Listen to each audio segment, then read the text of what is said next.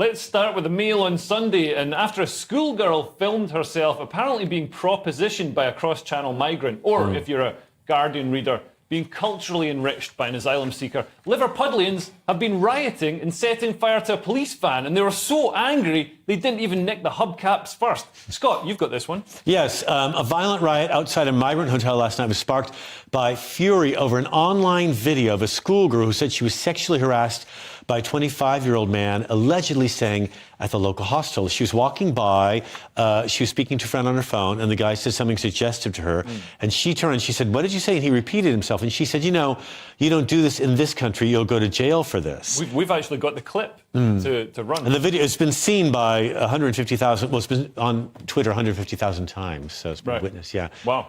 Are you going to run the clip? How old are you? 25. 25. I'm only 15. Okay, good. That's not good. I want physical. No, sorry. What's up? You don't do this in this country. It's you go to jail if you do this. Please, I want. No, no, you're all right. No. And yeah, so that's the clip there, and so local residents were up in arms about this. And they showed up at this migrant center and they started to make accusations, and they started to pelt the police with missiles and forced the police to wear protective clothing, including riot gear, shields, and helmets. A total of 15 people have so far been arrested by the Merseyside police. And there was a charity group, some members there were cornered in the migrant center itself. Couldn't get out. And they said they were cornered by right-wing thugs. Which I thought, you know, Cressa, don't you think, like, they always say, you know, this is racism, this is far-right extremism, and really it just seems like it's motivated by concern for the child and concern for what's being done. Look, I mean, on the one hand, saying they were up in arms is putting it mildly. I don't know if you've seen it. It's like police vans on fire. It looks like last days of the world. It's outrageous. But having said that, everybody's now hearing about the Rotherham problem again. Sorry, Rotherham grooming gangs. I shouldn't say problem. Yeah. And various other towns and cities. Understandably, you know, parents are terrified, I guess. And I feel like it's sort of a straw that's going to break the camel's back, isn't it? People are already.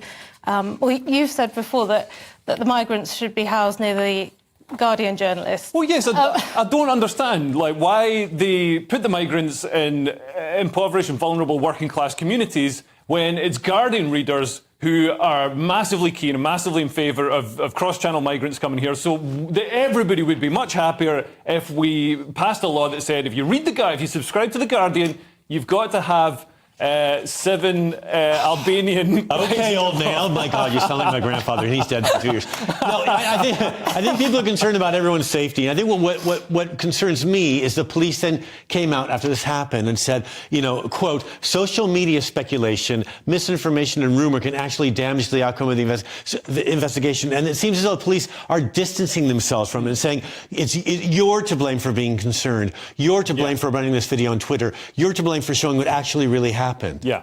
And that makes me angry because, like, don't blame the victim for something that occurred and is now causing her great amounts of anxiety, because what you then do is you take the power away from the investigation itself, because now no one's going to believe the outcome of it. As you say, Guardian readers are going to think that the police are too right-wing, and the people that protest are going to think the other way around. No, there's not going to be any common ground. There's no conversation. And we've seen this time and again, over 2 decades of grooming gangs, from Rotherham to I think Telford was the most recent one, where authorities and police prevaricate, and they say, oh no, but it's not, you know, we've got to tread so carefully, and anybody who complains, social workers who raise it as an issue get sent on diversity training, and everybody's got to tiptoe around the issue, when really it's a serious issue. And it's still happening. Well, if they don't tiptoe, though, look what happens. People then start pelting the police and start fires and turn cars over and corner this care group in a parking lot in Liverpool, and suddenly everyone's threatening each other's lives. Yeah. Well, it's almost as if